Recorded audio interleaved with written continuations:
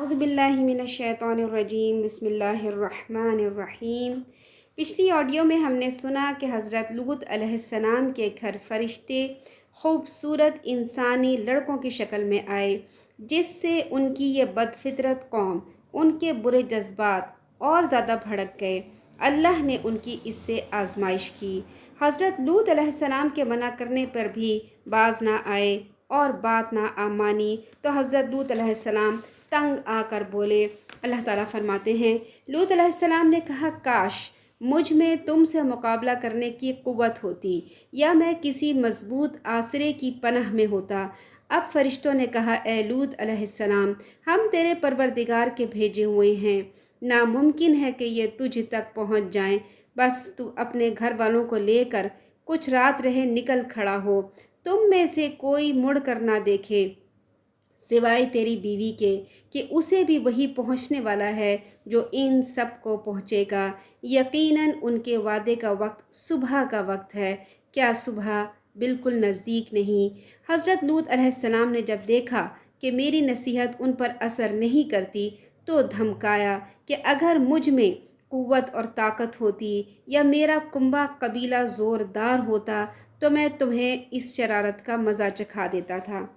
क्योंकि हज़रत लूत अलैहिस्सलाम दूसरी कौम से आए थे, तो यहाँ पर उनका कुंबा और बरादरी नहीं थी।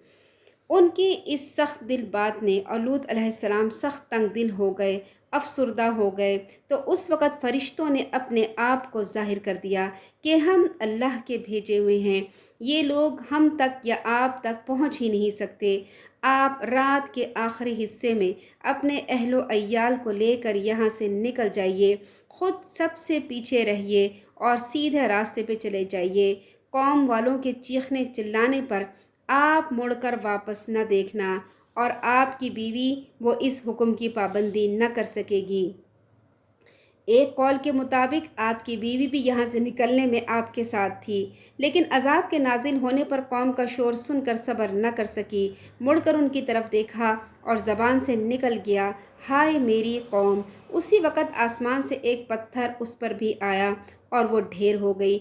हज़रत लूत अलैहिस्सलाम की मज़ीद तशफ़ी के लिए फ़रिश्तों ने इस खबीस कौम की हलाकत का वक्त भी बयान कर दिया कि ये सुबह होते ही तबाह हो जाएगी और सुबह बिल्कुल करीब है। ये बदबातिन लोग आपका घर घेरे हुए थे और हर तरफ से लपकते हुए आ पहुँचे थे। बेहयाई में इतने खुले थे कि इस बात की इनको बिल्कुल शर्म नहीं थी कि हम क्यों उनके घर के पास लड़कों के पीछे जा रहे हैं।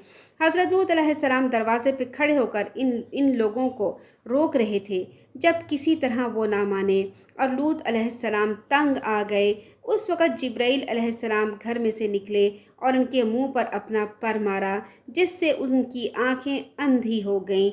हज़रत हुज़ैफ़ा बिन यमान रज़ियल्लाहु ताला अन्हु का बयान है कि ख़ुद हज़रत इब्राहीम अलैहिस्सलाम इन लोगों के पास आते और उन्हें समझाते कि देखो, अल्लाह का अज़ाब न ख़रीदो, मगर उन्होंने खलीलुर रहमान की भी बात न मानी। यहाँ तक कि अज़ाब के आने का कुदरती वक्त आ पहुँचा। फ़रिश्ते हज़रत लूत अलैहिस्सलाम के पास आए। आप उस वक़्त अपने खेत में काम कर रहे थे। उन्होंने कहा कि आज की रात हम आपके मेहमान हैं। हज़रत जिब्राईल अलैहिस्सलाम को अल्लाह का फरमान हो चुका था कि जब तक हज़रत लूत अलैहिस्सलाम 3 मरतबा उनकी बदचलनी की शहादत न दे दें, उन पर अज़ाब न किया जाए। आप जब उन्हें लेकर चले तो चलते हुए ख़बर दी कि यहाँ के लोग बड़े बद हैं, या ये बुराई उनमें घुसी हुई है। कुछ दूर और जाने के बाद दोबारा कहा, क्या तुम्हें इस बस्ती के लोगों की बुराई की खबर नहीं? मेरे इल्म में तो ज़मीन पर इनसे ज़्यादा बुरे लोग नहीं। आह, मैं तुम्हें कहाँ ले जाऊँ? मेरी कौम तो तमाम मखलूक से बदतर है। उस वक़्त हज़रत जिब्राईल अलैहिस्सलाम ने फ़रिश्तों से कहा, देखो, ये 2 मरतबा कह चुके हैं। जब उन्हें लेकर आप अपने घर के दरवाज़े पे पहुँचे तो रंज और अफसोस से रो दिए और कहने लगे, मेरी कौम तमाम मखलूक में से बदतर है। तुम्हें मालूम नहीं है क्या कि ये किस बदी में मुब्तला है? तुम क्यों आए हो? रोए ज़मीन पर कोई बस्ती इस बस्ती से बुरी नहीं। उस वक़्त हज़रत जिब्राईल अलैहिस्सलाम ने फिर फ़रिश्तों से फ़रमाया, देखो, 3 مرتبہ یہ اپنے قوم کی بدچلنی کی شہادت دے چکے۔ یاد رکھنا اب عذاب ثابت ہو چکا۔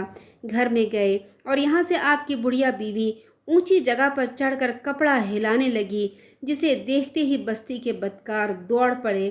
پوچھا کیا بات ہے؟ اس نے کہا لوط کے ہاں مہمان آئے ہیں۔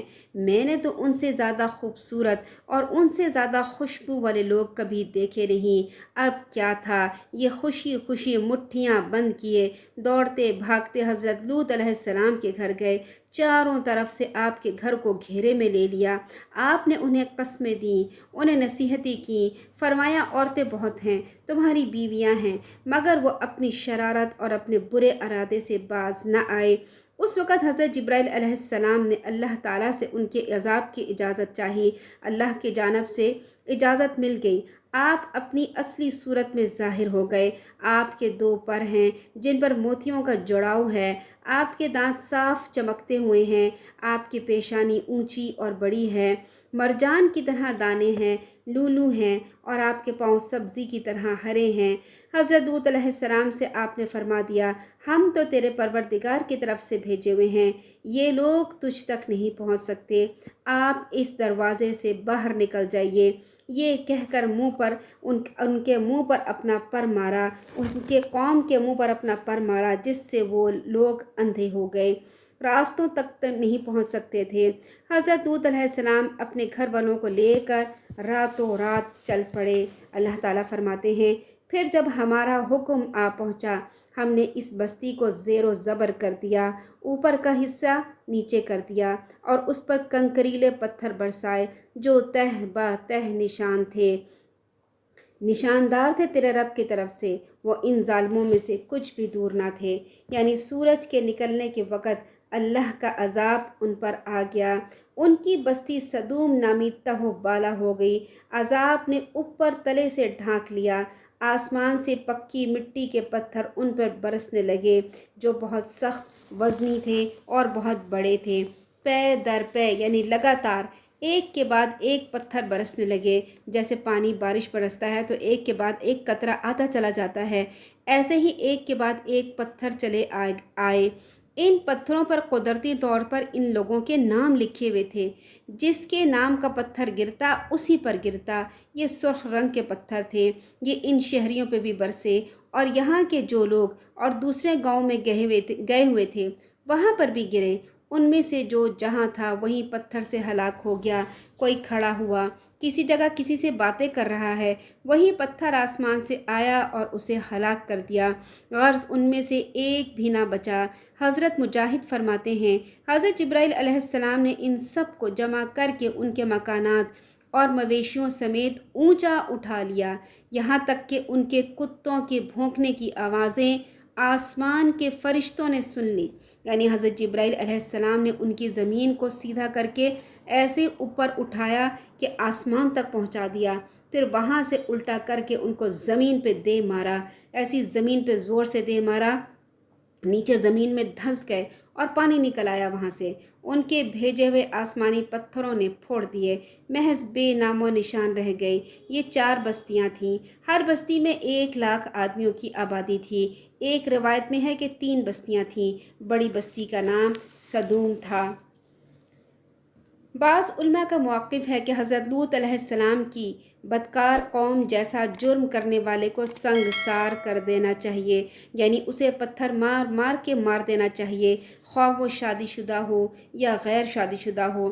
بہت سے ائمہ کرام نے اس رائے کا اظہار کیا ہے۔ حضرت عبداللہ بن عباس سے مروی ہے، فرمایا جسے تم حضرت لوط علیہ السلام کی قوم والا کام کرتے دیکھو تو کرنے والے کو بھی قتل کر دو، اور جس کے ساتھ بدفعلی کی گئی ہے اسے بھی قتل کر دو۔ امام ابو حنیفہ نے یہ موقف اختیار کیا ہے کہ اس جرم کا ارتکاب کرنے والے کو اونچے پہاڑ سے نیچے گرا دیا جائے اور پھر اس پر پتھر برسائے جائیں، جس طرح لوط علیہ السلام کی قوم کو سزا دی گئی تھی۔ اللہ تعالیٰ نے ان بستیوں کی جگہ ایک بدبودار جھیل بنا دی جسے بحیرہ مردار یا ڈیڈ سی کہتے ہیں، جس کے پانی سے اور اس کی ارد گرد کی زمین سے کوئی فائدہ نہیں اٹھایا جاتا، کیونکہ وہ زمین کا قطع انتہائی نکما اور بیکار ہے، جس میں کوئی جاندار نہیں رہ سکتا، کوئی زندہ رہ ہی نہیں سکتا، کیونکہ جہاں عذاب آتا ہے پھر وہاں آبادی نہیں آتی۔ یہ اللہ کی طرف سے اس کی قدرت، اس کی عظمت اور اس کی گرفت کی ایک نشانی بن گیا ہے۔ وہ عبرت کی جگہ ہے، سیر سپاٹے اور پکنک کرنے کی جگہ نہیں۔ سبحانک اللہم وبحمدک نشہد ان لا الہ الا انت نستغفرک ونتوب الیک۔ السلام علیکم ورحمۃ اللہ وبرکاتہ۔